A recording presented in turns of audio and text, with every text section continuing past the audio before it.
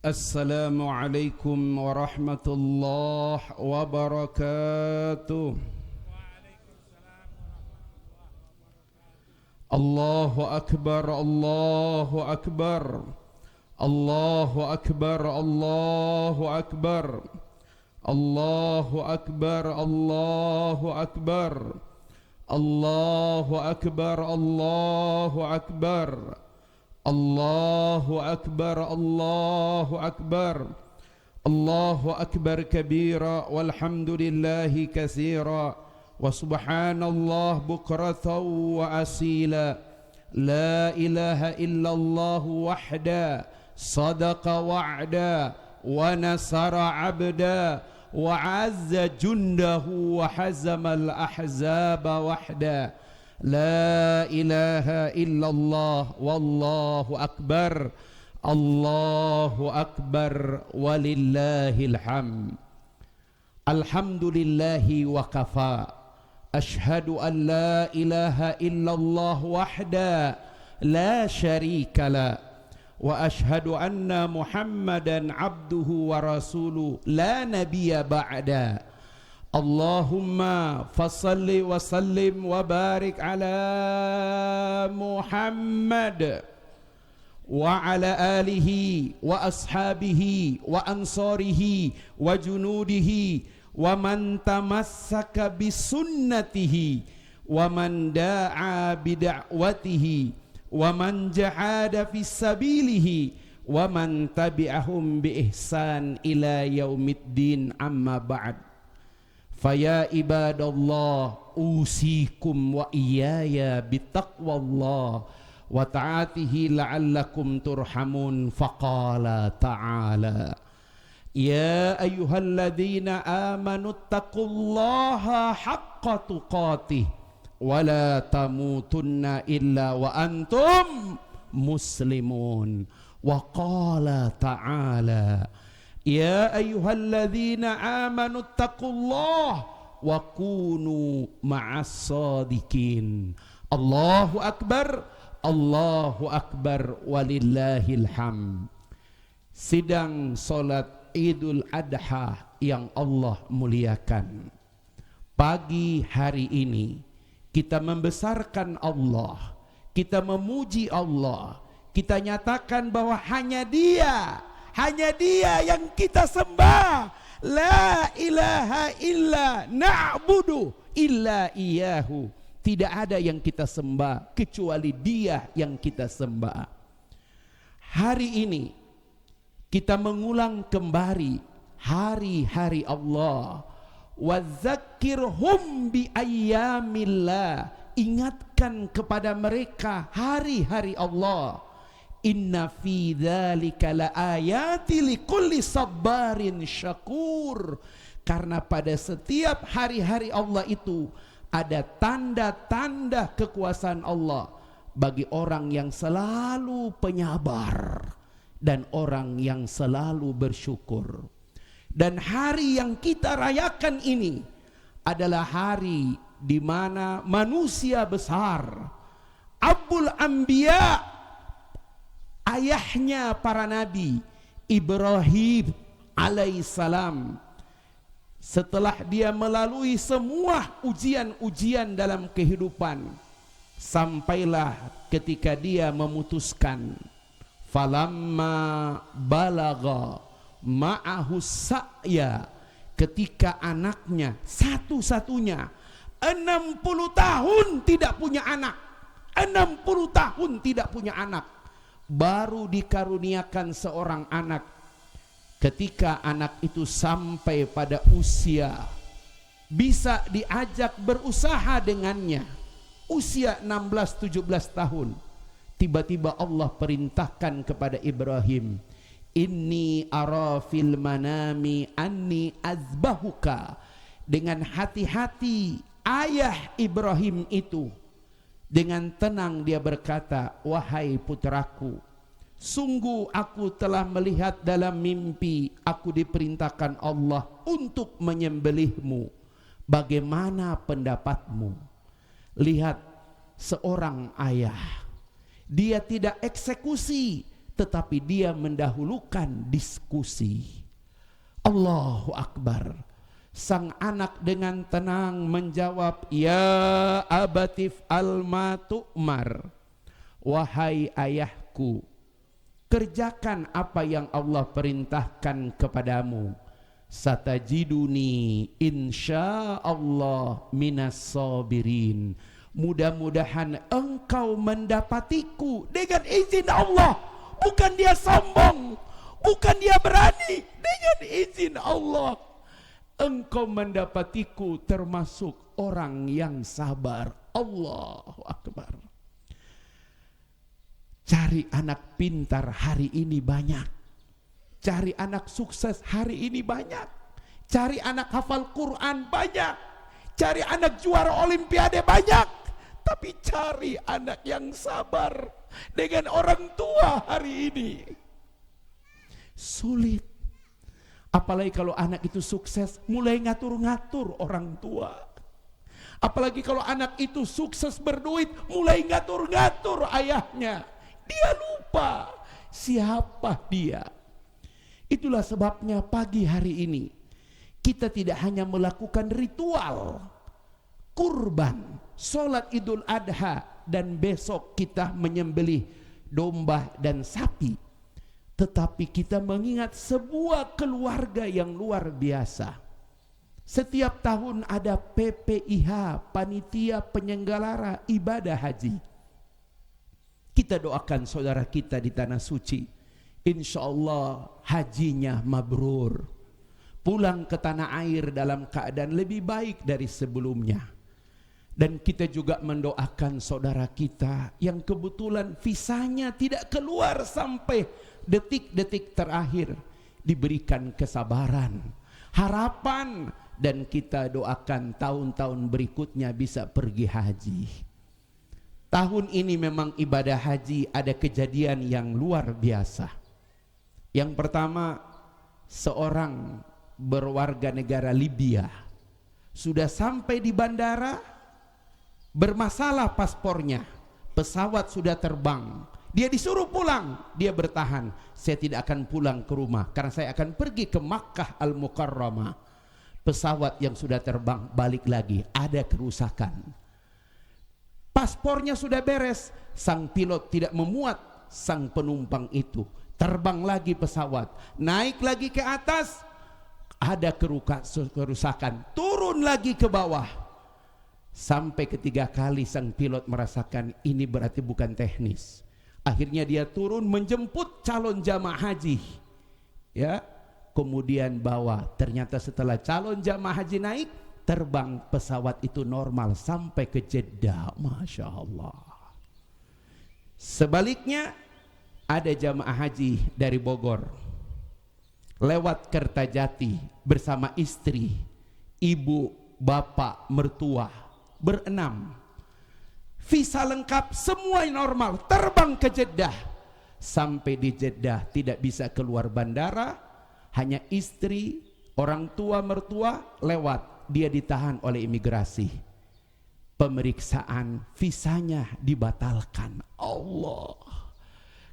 Kementerian Agama datang, pelayanan haji datang, tidak bisa. Arab Saudi tidak mentolerir karena tahun ini semuanya sistem digital.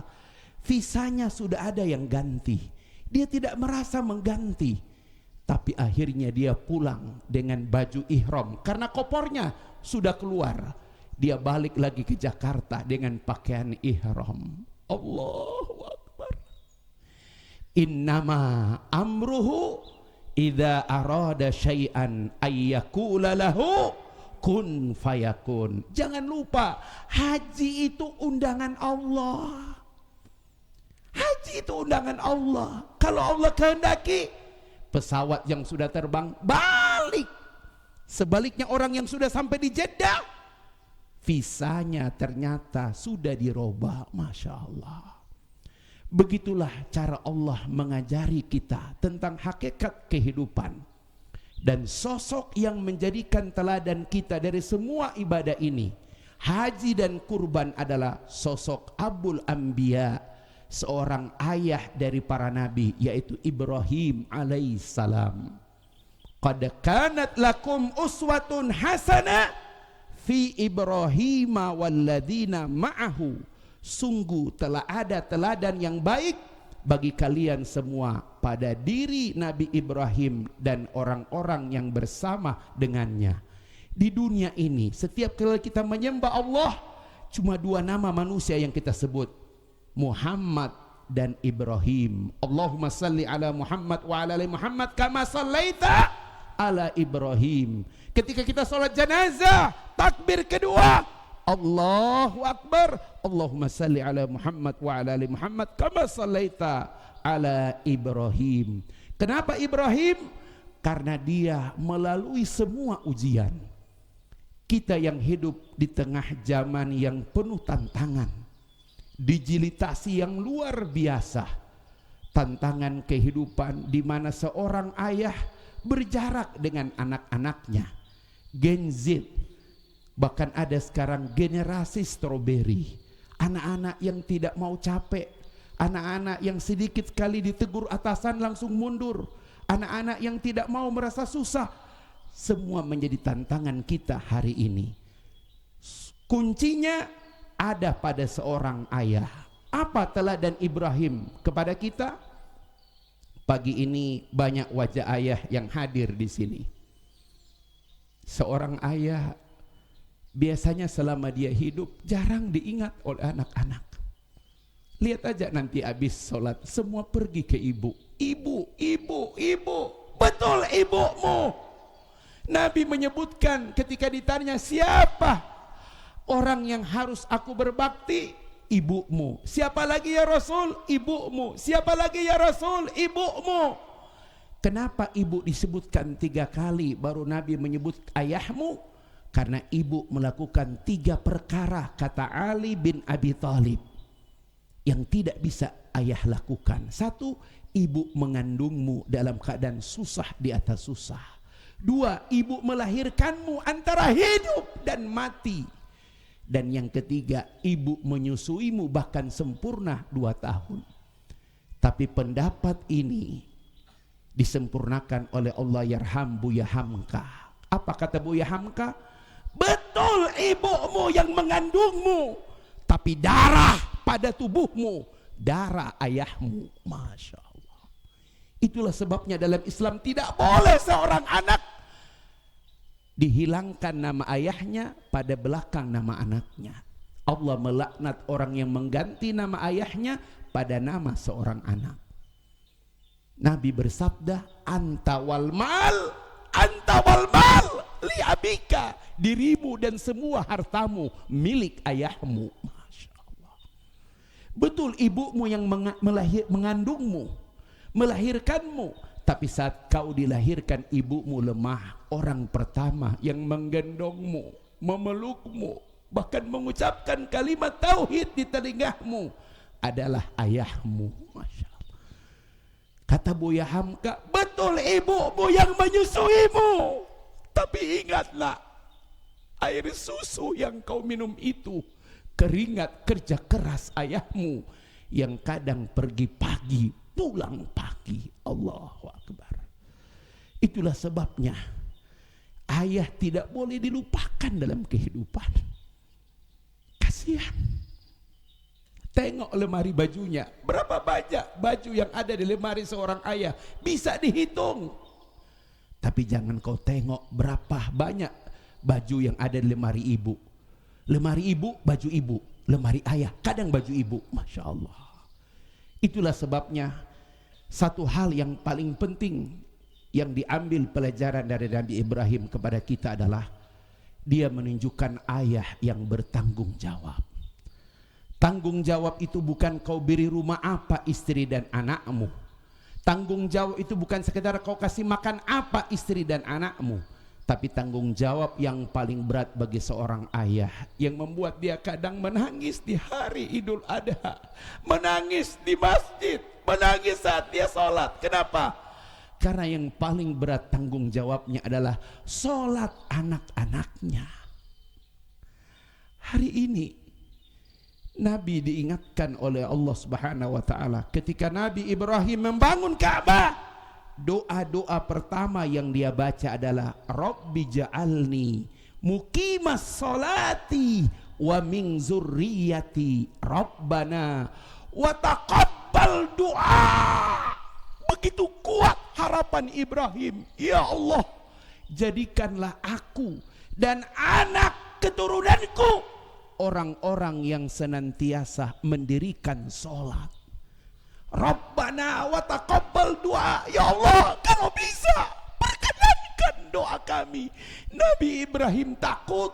Buat apa dia bangun kembali Ka'bah kalau nggak ada orang yang sholat di depan Ka'bah? Para ayah, para bunda, tak ada beban yang paling berat kecuali beban sholat anak-anakmu. Anakmu tidak bayar zakat, kau bayar zakatnya, sah. Anakmu tidak pergi haji dan umroh, kau badalkan haji umrohnya, sah. Anakmu batal puasa, kau ganti bayar fidyah, sah.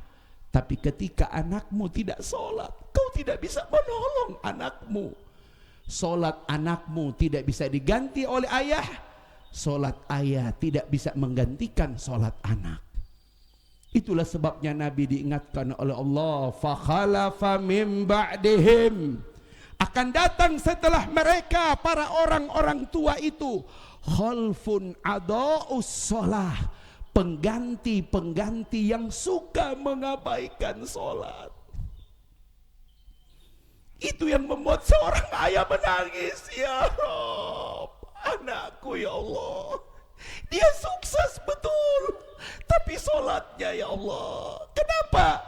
Karena ayahnya tidak bisa menolong anaknya yang mengabaikan sholat.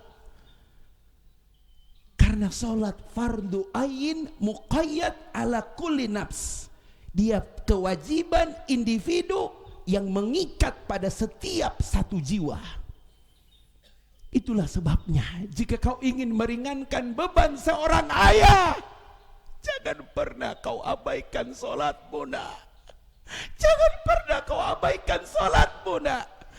Karena cuman itu nak yang membuat dia tersenyum di yaumil hisab, pada hari perhitungan. Allahu Akbar, Allahu Akbar, walillahil hamd. Yang kedua, Ibrahim mengajari kepada kita tentang keyakinan. Kadang tidak sedikit, kadang tidak sedikit seorang ayah sampai pada titik putus asa. Tidak sedikit kita melihat di berita-berita seorang ayah gantung diri, seorang ayah terjerat dengan masalah korupsi, seorang ayah terjerat dengan masalah-masalah kriminal. Kenapa? Setelah dilusuri, karena dia ingin menyenangkan anak-anaknya. Ya Allah,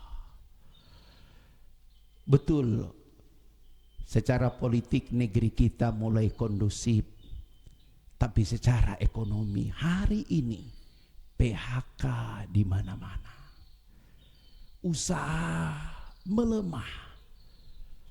Tapi seorang Ibrahim memberikan contoh kepada kita. Apa itu? Orang beriman, punya keyakinan, tidak pernah kehilangan harapan. Jangan pernah bersandar pada keadaan. Jangan pernah bersandar pada keadaan. Tapi teruslah besarkan harapan. Allahu Akbar. Keadaan kita memang lagi tidak baik-baik, tapi harapan itu tidak pernah putus. Tadi subuh masih gelap, semalam hujan, khawatir. Tapi ketika fajar menyingsing, subuh dikumandangkan, mentari terbit kembali. Artinya harapan itu pasti ada. Fa inna ma'al usri yusra. Bersama kesulitan selalu ada kemudahan. Jangan pernah berputus asa. Wala tahinu wala tahzanu wa antumul a'launa in kuntum mu'minin. Jangan pernah bersedih, jangan pernah minder. Kalau kamu tahu kamulah yang paling tinggi kedudukan karena kau tetap orang beriman. Tengok saudara kita di Palestina. Kenapa mereka tidak memilih meninggalkan Gaza? Ditawarkan dengan segala tawaran. Kenapa? Karena Gaza tempat lahir mereka. Mereka lebih memilih mati daripada meninggalkan Gaza. Harapan mereka tidak pernah putus. Begitulah seorang ayah harusnya memberikan motivasi kepada anak-anaknya. Jamaah kaum muslimin, sidang solat Id yang Allah muliakan. Kita boleh kehilangan apapun, wajar. Kita boleh gagal dalam apapun, pasti. Tapi kita tidak boleh pernah kehilangan harapan. Apa kata Allah Subhanahu wa taala kepada para nabi dan para sahabat?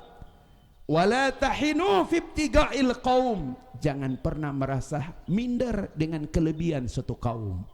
In takunu ta'lamuna fa innahum ya'lamuna kama ta'lamun. Kalau kamu gagal, mereka pernah gagal. Kalau kamu bangkrut, mereka pernah bangkrut. Kamu sakit, mereka pernah sakit. Yang berbeda adalah watarjuna minallah ma la yarjun. Kalian punya harapan kepada Allah, sementara mereka tidak punya apa-apa. Mari jamaah sekalian, jangan jadikan Idul Kurban sekedar seremoni menyembelih dan sholat Idul Adha. Mari kita hidupkan semangat berkurban, semangat penuh keyakinan dan tanggung jawab, terutama ubudiyah kita kepada Allah Subhanahu wa taala. Kepada para anak-anak, jangan pernah kau tinggikan suaramu di hadapan ayahmu. Seorang pemuda berkata kepada Nabi, "Ya Rasul, orang tua itu makan di rumahku tanpa izin, nginap di rumahku tanpa izin, dia masuk ke rumahku tanpa izin." Kata Rasul, "Panggil orang tua itu." Ketika orang tua itu dipanggil, "Ya Syekh, kau dipanggil oleh Rasul." Senangnya minta ampun. Ketika dia datang, "Ya Rasul, engkau memanggilku?" "Betul. Anak muda ini komplain, kau masuk di rumahnya tanpa izin, kau makan di rumahnya tanpa izin, kau nginap di rumahnya tanpa izin. Betulkah?" "Betul ya Rasul, karena dia putraku." Allah.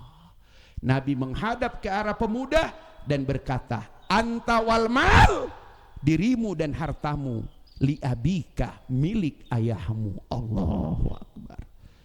Itulah sebabnya kenapa seorang ayah gak pernah WA anaknya.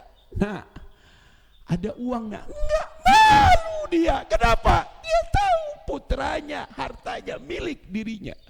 Kalaupun terpaksa dia WA, "Nah, kalau kau ada rizki, bantu ibu sakit." Itu aja. "Kalau kau ada rizki, bantu mbakmu." Masya Allah. Hari-hari ini adalah hari-hari Allah. Kita besarkan, kita muliakan Allah. Dan lambang kekuasaan Allah di muka bumi ini adalah seorang ayah. Tanpa ayah, anak gadis tidak boleh dinikahkan.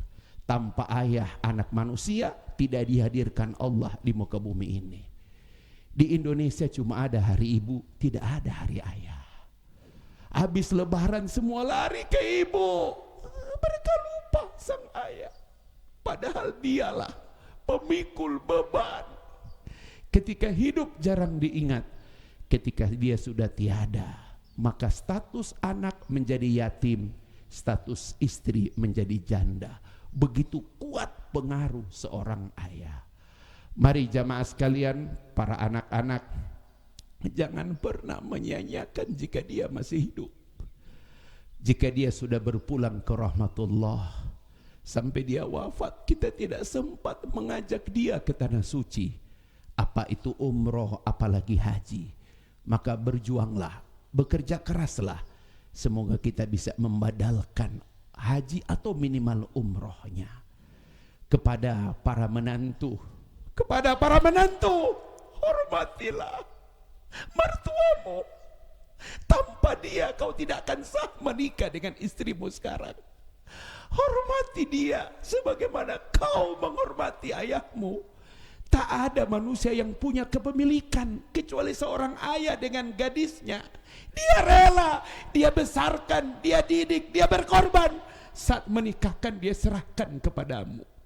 Jangan pernah kau sia-siakan putrinya.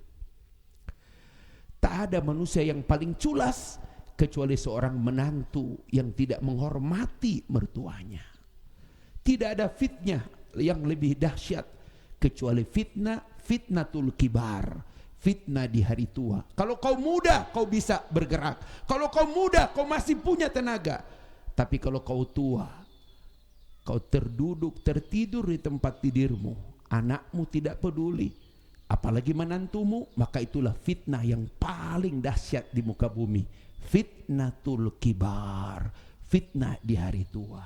Tapi kalau kau punya anak, punya kehormatan, punya menantu yang tahu hormat, dia akan memuliakanmu di hari-hari tuamu. Semoga Allah Subhanahu wa ta'ala menjaga para ayah yang masih hidup saat ini.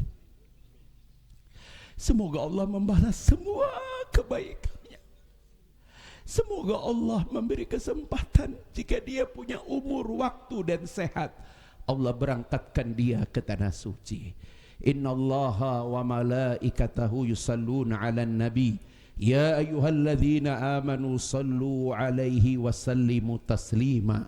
Allahumma salli ala Muhammad wa ala ali Muhammad kama sallaita ala Ibrahim wa ala ali Ibrahim fil alamin innaka Hamidum Majid. Allahumma ighfiril muslimina wal muslimat wal mu'minina wal mu'minat al ahya'u minhu wal anwat innaka sami'un qaribun mujibu da'wat. Ya Allah, ya anta ya qadiyal hajat. Ya Allah, di hari yang paling besar ini, yaumun nahar a'zamal ayyam, hari yang paling besar, hari di mana kami berkurban sampai dengan hari-hari tasyrik, hari di mana jamaah telah menyelesaikan haji wukuf Arafah kemarin.